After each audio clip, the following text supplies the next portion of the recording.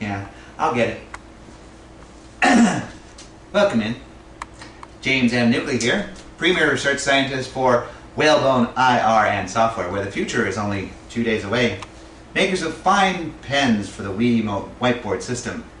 Today we're going to cover Algebra 1 Standard, the laws of exponents. It's the law. You better learn it. Come right this way.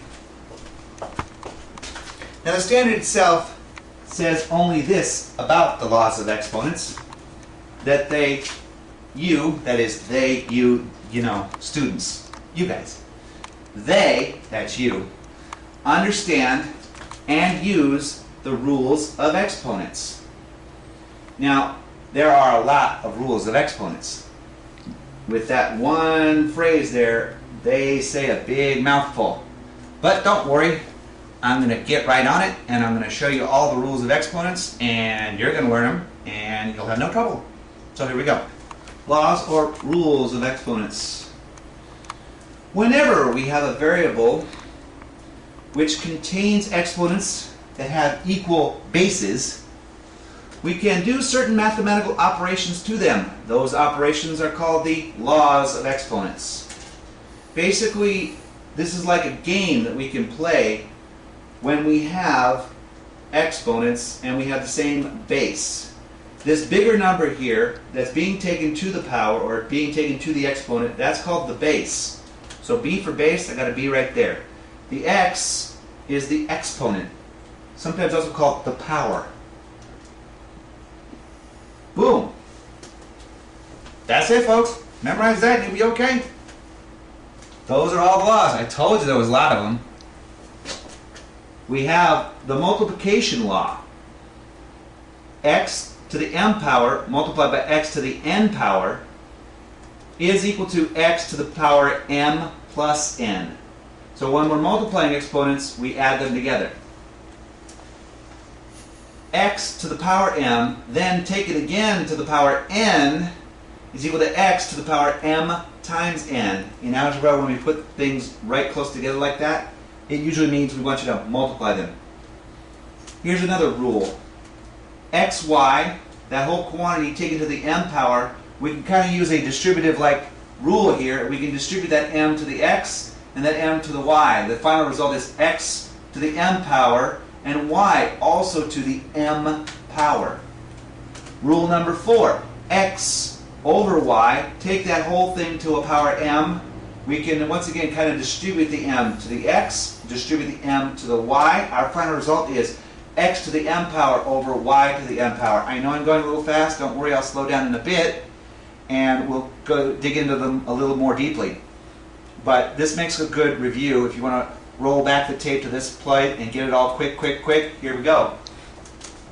If m is greater than n, and you have something like this, a fraction with m on top and n on the bottom, you can simplify it by subtracting n from m. Or in other words, subtract the lower number from the higher number and you'll get a result. This only works, keep in mind, most of these rules require that you have the same base. This x and this x, they're the same letter for a reason. It means that this has to be the same thing for x and the same thing for x here. These two don't have to be the same thing, but they could be. Now, if n is greater than m, then we leave the result on the bottom of the fraction and we subtract m from n. So we put a 1 on the top and we take the m away from the n, we get x. I know I'm going a little fast. I know this might be a little bit confusing right now. I'm going to dig in more. Hang in with me. Here is the other properties of exponents. X to the 0 power is defined to be equal to 1. X to the negative 1 power is equal to 1 over x. So we put x on the bottom of a fraction. Its understood power is a positive 1, but it is equal to 1 over x. Any single number or variable is always to the first power. Just like with square root, if there's no number there, we understand that we have the second root. Same thing here. if I just have any number like 3, I could write it if I wanted to as 3 to the first power. If I have any number a, I could write it as a to the first power. If I have any complex expression like x squared, that's equal to 2x, I should say. Sorry about that, not x squared. 2x. We have 2 to the first power and x to the first power. Altogether we have, or we could say it as 2x, the whole thing to the first power. Moving right along. Here's some basic examples of actually applying the rules. So we're digging in, actually applying what we've learned here.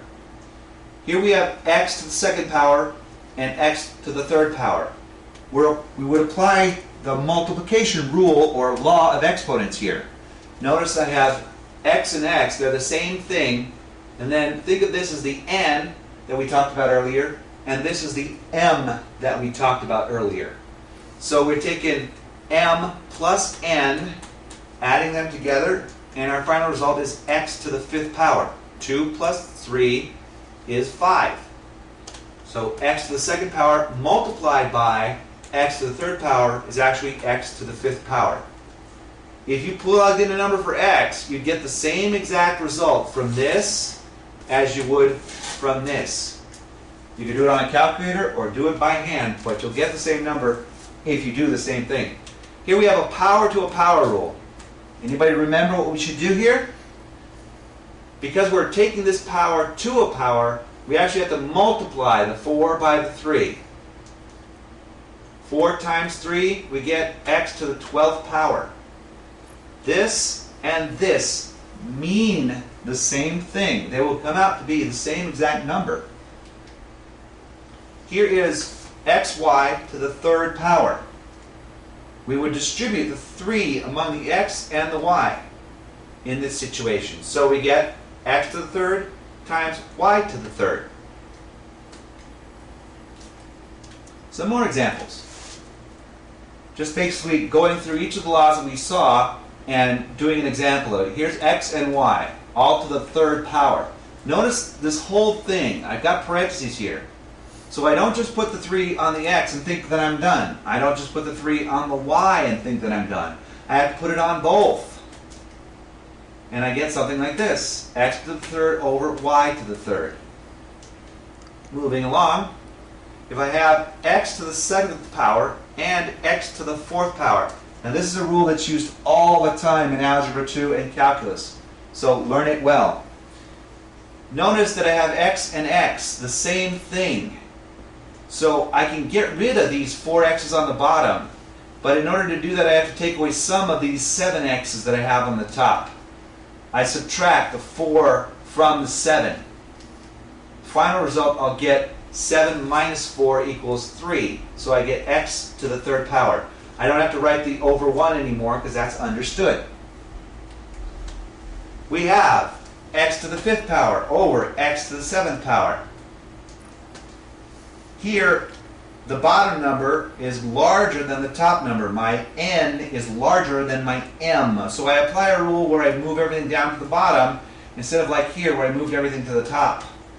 I subtract my 5 from my 7, as you can see here, and my final result, 1 over x to the second power. Oh, that's a good place to stop to get under our YouTube 10 minutes. Here's a little bunny rabbit for all your hard work. Please continue your studies with the Laws of Exponents Part 2. Because, this was Part 1, so naturally, next one, you get it.